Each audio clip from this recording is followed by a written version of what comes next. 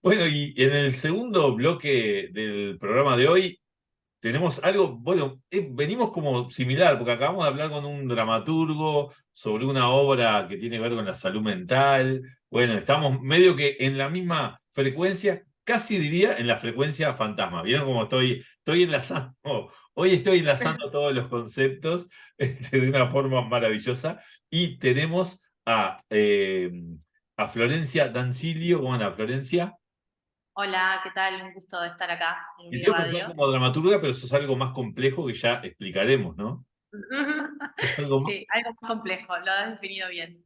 Y Karen Altí, ¿lo dije bien? Ay, decime que sí. Perfectamente, muchas gracias. Karen, Karen Altí, ¿qué faltaría para completar, digamos, el staff? En escena está también Camila Sansón y Sebastián Calderón.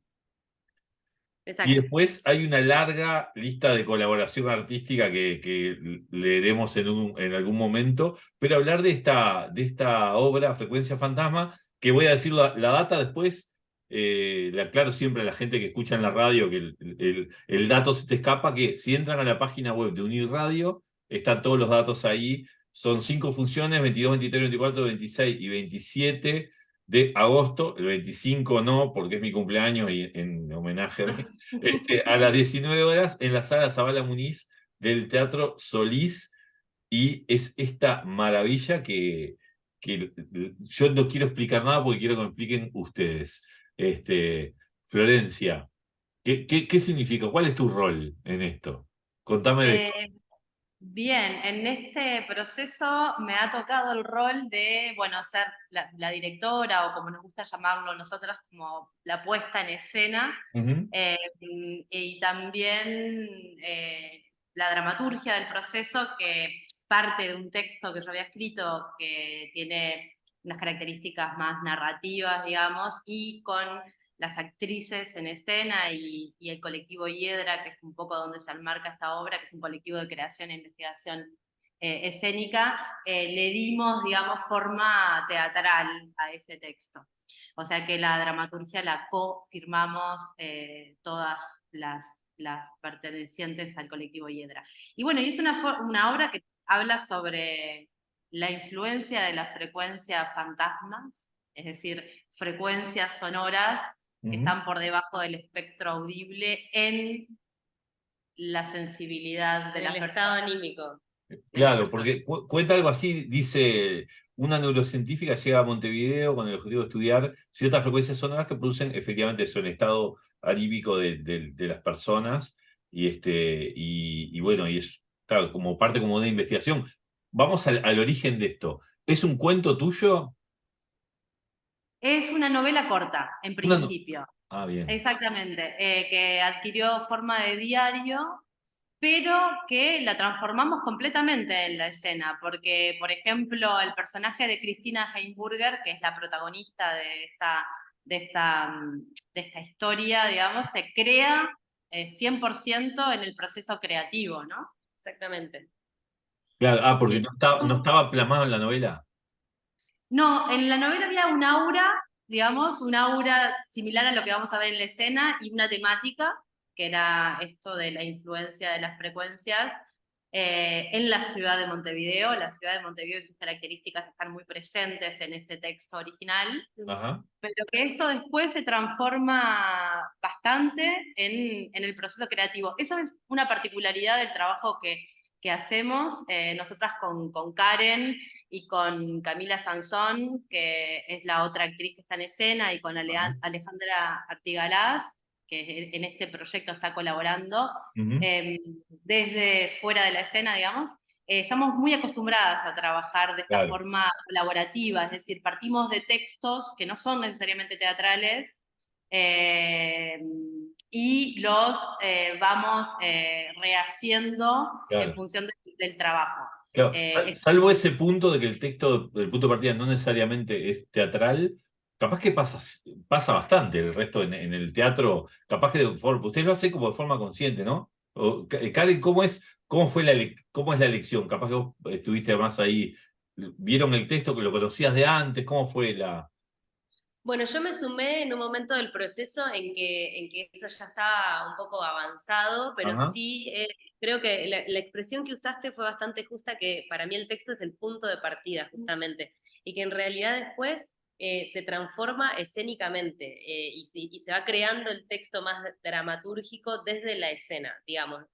Generalmente, por ejemplo, algo que para mí ilustra bastante es que estamos ensayando y una de nosotras está con la compu abierta el texto editando en el momento, o sea, como que lo Wow. que va pasando en la escena realmente es lo que genera el texto dramatúrgico, pero en este caso sí partiendo de frecuencia fantasma como el relato, pero se derivó a muchas otras cosas y también empezaron a aparecer otros elementos que empezaron a eh, modificar eso y Como, también como, como cuáles, que tengo una intriga ahora. por ejemplo, uno así muy clave en este momento, sobre todo, está haciendo el sonido. Porque, bueno, ya de por sí la frecuencia fantasma tiene que ver con el sonido y lo infrasonoro, pero en este caso creo que es uno de los ejemplos así más concretos que podemos traer, que a partir de que se sumó Sofía Jets, que es la que está haciendo el diseño sonoro, que viene a los ensayos con todos sus aparatos, sus programas, un montón de cosas que empezó a traer, todo eso empezó a generar el material escénico y a modificar lo que teníamos y a partir de eso también crear lo que venía. Y bueno, y un poco así también funciona con otras áreas y es también como nuestra idea de investigación hacia el futuro. Claro. ¿Y cómo es el ciclo? ¿Cómo hacen el ciclo? Claro, porque yo imagino que es un proceso, me lo imagino, largo, pero aparte que puede llegar a no tener fin, ¿no? O sea, porque si, o el texto sí sirve para decir, bueno, la historia termina acá y la obra también termina acá, porque podrían llegar, ¿no? En ese proceso, ¿cómo hacen para redondear? ¿Quién define eso? ¿Es el colectivo también?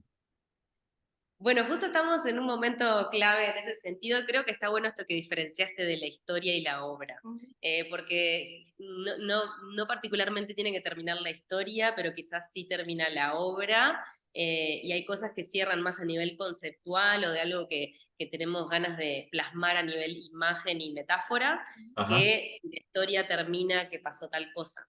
claro. Pero sí es cierto que la investigación podría ser eterna, Ah. pero bueno, hay fecha de estreno. Claro. Entonces, Bendita, claro, claro. Yo Es creo como que los en ese editores con los sentido, libros, dice, deja de corregirlo, dámelo porque de hecho. exactamente, hay algo así. Yo creo que tenemos también nosotras nos ponemos a nosotras mismas un calendario, digamos, Ahí va. y bien le damos mucha importancia al proceso de investigación. Yo creo que nuestro trabajo en general siempre tiene como una parte de investigación, donde se parten de estos materiales primarios, Ajá, una parte de creación escénica stricto sensu, que son, digamos, los mal llamados ensayos, pero son lugares, digamos, de exploración desde la escena, y después el montaje ya de la obra, ¿no? O sea, como que es esos tres momentos. Y creo que si bien le damos mucha importancia a toda la parte de investigación, creo que para nosotras es también muy necesario que llegue ese momento donde esto que hacemos sea visto y recepcionado claro. por, por otras personas. Entonces también creo que en ese sentido nos calibramos para decir, bueno, ahora pensemos en la pieza teatral que va a ser vista por Claro. el público, ¿no? y que en ese proceso, para mí hay un momento que, no sé, clave, que es cuando empieza a venir alguien al ensayo, Exacto. externo. En ese Claro. momento O sea que te iba a decir eso mismo, digo, capaz que hay un cuarto momento que es cuando el público, porque en una pieza que una creación colectiva, claro, el público agarra como más peso. Entonces, claro, experimentan con seres humanos ustedes. Bueno, sí invitamos personas allegadas a ensayos porque nos sirve una visión desde afuera, porque queremos saber específicamente algo, porque queremos probar, porque hay cosas que si no las probas con público, al menos Claro, desde la imagino. actuación, es muy difícil de calibrar. Entonces, sí, el público es absolutamente esencial, es como lo que termina de cerrar, Sí, y no sé, para mí es importante esto de que empiece a venir gente. Pero exacto. una pregunta en el proceso colectivo ese, ¿se definen, o sea, aunque no lo definan previamente roles, como por ejemplo, la Florencia es como algo así como la dramaturga y algo así como la directora? ¿Ese rol se define, se consolida o se diluye tanto que llega un momento que nadie sabe quién dirige, o se van creando como voces, capaz que las mismas personalidades van marcando, no sé, no. ¿Qué es lo que pasa con el grupo? Bueno, yo creo que el grupo no tiene un dogma, digamos, no tiene como definiciones estancas. Hasta ahora, en nuestra corta vida como Hiedra, digamos, desde el 2021 que estamos en actividad, si bien ya venimos entre nosotras colaborando de proyectos previos, sí se asientan ciertos roles, digamos. O sea, a mí creo que tiene que ver con formaciones y con lugares donde nos sentimos cómodas también trabajando. A mí me gusta mucho la dirección teatral, a todas nos gusta más o menos escribir, entonces todas metemos manos en esos textos. Karen, Camila, Alejandra son actrices, pero también Karen es música, entonces aporta un montón desde todo el universo sonoro. Ale produce, Cami también produce, es decir, tenemos como diferentes roles de acuerdo a nuestra historia en el ámbito, digamos, y a lo que nos gusta hacer. Lo que no quiere decir que esos roles por ahí no se modifiquen. De hecho, nosotras hicimos una obra que era un texto que no habíamos escrito nosotras, que es Museo, de un colectivo argentino que se llama Piel de Lava, donde, por ejemplo, yo actuaba y dirigíamos desde la escena. No había una mirada externa, digamos, sino que ensayamos una dirección desde la escena. O sea que nos animamos a probar cositas, si bien obviamente que hasta ahora, y como algunos, y en este proceso es claro que hay roles definidos, hay personas que actúan, yo estoy afuera, digamos, como que no Y es Karen, vos, que... por ejemplo, tenés un personaje, varios, ¿cómo es tu Bueno, en participación? esto de los roles fluidos, por usar una palabra actual, yo entré a este proceso como colaboradora artística. No iba a actuar, Ah, en bien. principio. O sea, En carnaval sos el famoso utilero que termina haciendo el cuplé.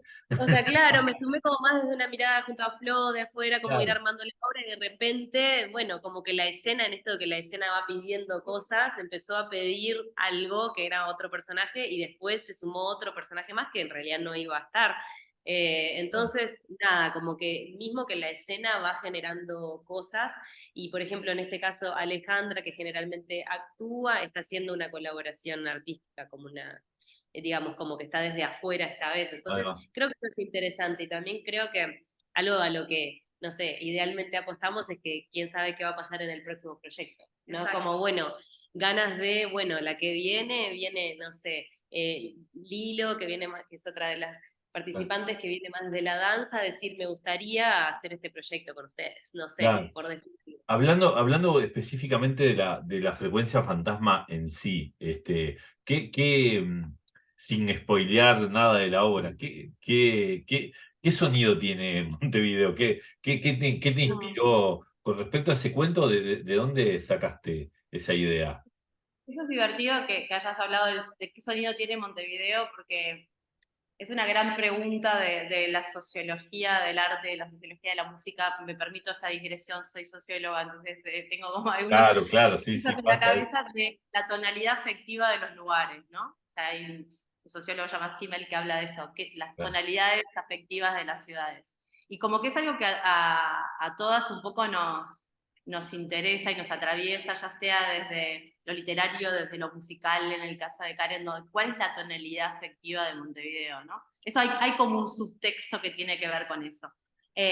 Nosotros lo que hicimos, me parece como la estrategia que usamos para poder darnos con ese tema es decir que, bueno, es alguien que viene de afuera, no somos nosotras, que ya estamos muy embebidas de eso por el simple hecho de vivir acá, sino que claro. el personaje es una neurocientífica que viene del Yo lo, extranjero, yo lo pensé se eso, ¿sabes? encuentra Cuando con digo, Montevideo. claro, que sea extranjera es clave en esto, claro. Exacto, entonces como que le da cierta distancia objetiva que, bueno, sin spoilear, va poco a Perdiendo. poco perdiendo, pero claramente o sea, usamos a Cristina Heimburger para problematizar cosas que nos pasan a nosotros, a Claro. nosotras, con Montevideo, ¿no? Y que tienen que ver con cierta melancolía, nada nuevo para ningún Sí. montevideano o montevideana, con una suerte de distorsión en la temporalidad, ¿no? Ujú. ¿no? Como una suerte de estiramiento en el tiempo, cierta paleta de colores, Sí. ciertas percepciones a veces por qué desde la ciencia? Porque uno piensa, claro, este tipo, esto de asociar esa frecuencia, yo lo veía más, claro, más que un músico, veía, por qué te dio desde la ciencia? Por esa misma objetividad, me imagino, capaz. Y yo creo que en realidad viene también justo esto de la frecuencia, o sea, este estudio de las frecuencias fantasmas es algo que tiene una base real, Ah, digamos. sí, claro. Entonces ahí, a partir de ahí, como que surgió poder tomar el tema desde ese lugar, aunque después se transforma en un montón de otras cosas. Claro. También es un interés, así como te decíamos recién, de que nos atrae Montevideo como ciudad. O sea, en ningún momento como que el tratamiento de la ciudad es desde un lugar crítico, sino como desde nada, como también sublimarla, ¿no? Porque nos parece bella e inspiradora. O sea, además de ese interés, hay un interés por ver cuáles son los vínculos entre arte y ciencia también. Claro. Esto, por ejemplo, lo habíamos tocado anteriormente en otro trabajo que habíamos hecho en Proyecto Casamario, donde trabajamos con el Fausto, Ujú. y bueno, o sea, una versión muy libre de esa novela, pero nos interesaba ahí esta cuestión del deseo del ser humano por conocer el mundo y por conocer y en cierta forma controlarlo a través del conocimiento, ¿no? Entonces, bueno, nada, ver cómo uno se plantea preguntas y trata de resolverlas desde la ciencia, que se supone objetiva, y desde el arte, que se supone subjetiva, y cómo esos mundos pueden tocarse. Hay un interés por eso, Sí. que digamos, en cierta forma impulsa la temática de la obra. Y también que se toca mucho la ciencia y el arte, o sea, desde el lugar de la investigación, por ejemplo. En el proceso hicimos algunas entrevistas a personas de la ciencia y escuchándolas, bueno, cómo son sus procesos, cómo se acercan al objeto, qué problemas tienen o con qué cosas se encuentran, nos damos cuenta que nos parecemos un montón. Sí, claro, ¿no? Y la creatividad Eso para fue un buscar descubrimiento. soluciones, claro. ¿Cómo? La creatividad para buscar soluciones, para formular preguntas. Estarían juntas, cuando se llamaba magia antes, estaban juntas la ciencia y el arte, seguramente. Yo me quedaría hablando hasta hoy de noche con ustedes, pero tengo que despedir, invitar a la gente a que frecuencia. Pero antes sí quería un par de preguntitas que quería plantearles y hablar un poquito con ustedes antes de despedirnos, que son capaz que más allá de frecuencia fantasma, de, bueno, la decisión esta de tener un colectivo con esta forma de trabajo en nuestra situación cultural de nuestro país. Ya que hablaron de Montevideo y hablaron, ¿qué visión tienen ustedes de qué está pasando con nuestra cultura, qué está pasando con nuestro teatro? Yo sé que es una pregunta muy amplia, pero ¿qué sensaciones les despierta hablar de cultura, hablar de teatro, del momento del teatro acá en Uruguay, del momento cultural, de lo que está pasando un poco con estas nuevos roles que capaz que en el caso de ustedes, capaz que no son nuevos y lo ven como familiares, pero estas disrupciones, estas cosas fluidas que aparecen, estas alternativas que ya llega un momento que no son alternativas, sino que se hacen presente y son como pequeñas revoluciones que están pasando, que es un placer para, para nosotros ser testigos de ella, ¿no? Yo tengo la suerte de entrevistar a muchos elencos y cuando aparecen propuestas como la de ustedes, digo, wow, qué suerte tenemos de poder vivirlas, en estar ahí en la primera fila aplaudiéndolas. Entonces, primero eso, ¿qué diagnóstico hacen con respecto a más allá de su colectivo y por qué la decisión entonces de agarrar este camino y no otro capaz que más, voy a usar la palabra comercial para que nos entendamos? Karen, yo sé que ¿Yo? sí, cualquiera de las dos. O Karen, sí, dale. Bueno, no sé, lo digo como a título personal, Sí, claro, pero totalmente, por favor.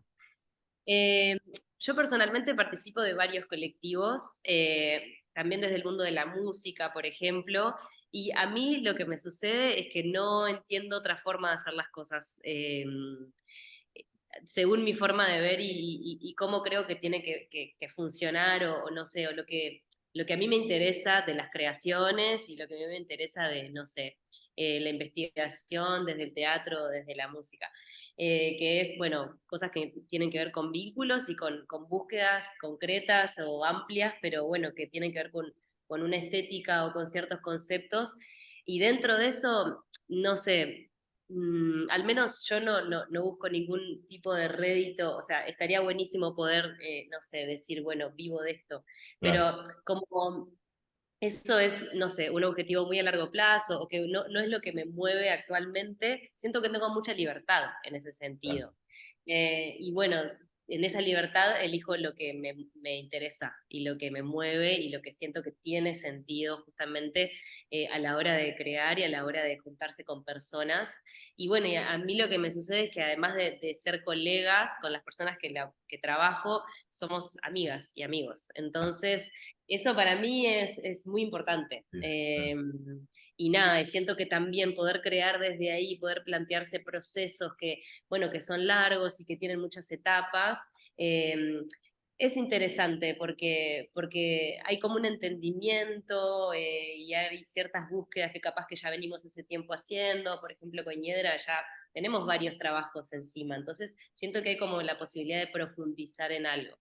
Que nosotras mismas nos estamos sorprendiendo de, wow, esto ya había salido.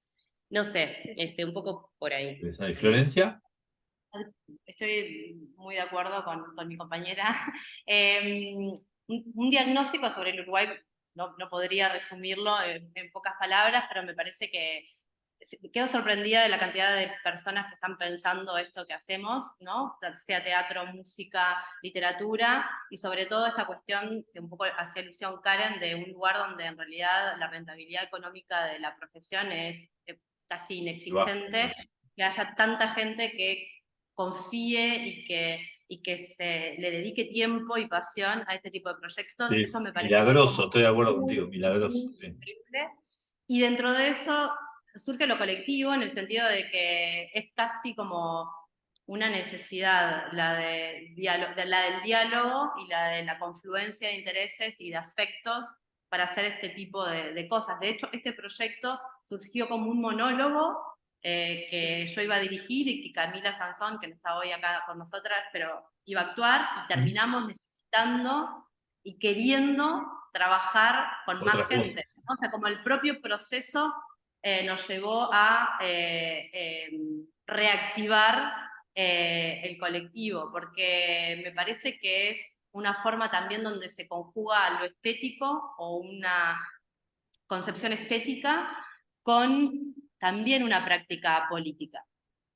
Sin ser necesariamente explícita, pero sí está en la Una sensibilidad y en la concepción forma política, de... claro, totalmente. Muchísimas gracias por estar esta mañana con nosotros. Gracias Gracias a a ti. vos y te esperamos Por, en la Zabala Muniz del 22 al 27 de agosto. por supuesto, ahí estaré. Karen, ¿te puedo haber visto tocar un tecladito en la tele hace Me unos podés haber días? visto, me podés haber visto. Tenemos que Sí, hablar de eso. Otro día hablamos de eso y escuchamos unos temas. perfecto. Gracias. Bueno, gracias. Hasta luego. Gracias. Y nosotros nos despedimos un nuevo Diálogo Comanche, un programa súper especial, un gustazo haber estado esta mañana acá en Uniradio en la 107.7 FM. Recuerden que en uniradio.edu.uy pueden volver a escuchar este programa y tener toda la información de estos maravillosos artistas que hemos conocido o reencontrado en esta mañana. Nos vemos el próximo jueves a las 10 de la mañana acá en un nuevo Diálogo Comanche. Muchas gracias.